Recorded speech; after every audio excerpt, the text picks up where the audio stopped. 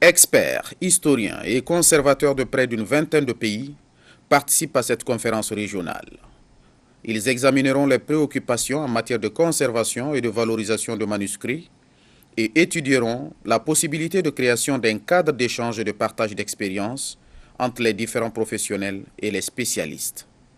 C'est vrai que beaucoup de choses ont été faites pour la conservation, la collecte de ces manuscrits de Tombouctou.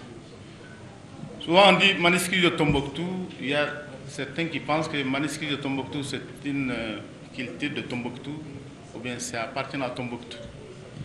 On ne savait pas que le manuscrit de Tombouctou c'est l'héritage de tous les Maliens, c'est l'héritage de tous les Africains et c'est l'héritage du monde entier. Parce qu'on trouve tout le monde dans ces manuscrits de Tombouctou.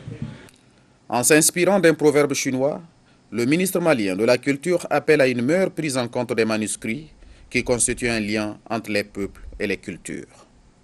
Je commence par jeter un pavé dans la mare en vous adressant mes premiers mots au travers d'une citation extraite du premier traité de stratégie militaire écrit au monde il y a de cela 6 siècles.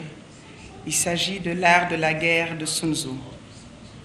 Je cite: « Il faut savoir faire du chemin le plus long, le plus court, et renverser le désavantage en avantage. » Fin de citation.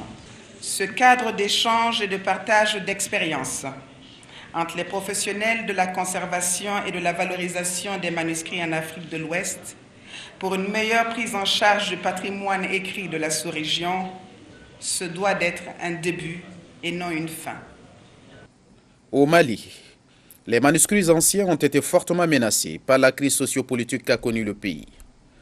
Et depuis une vingtaine d'années, la Savama DCI a joué un grand rôle dans la localisation des points de concentration, la création d'environnements propices, la recherche et la mise en valeur et la gestion de manuscrits en temps de crise et post-crise conflictuelle, entre autres.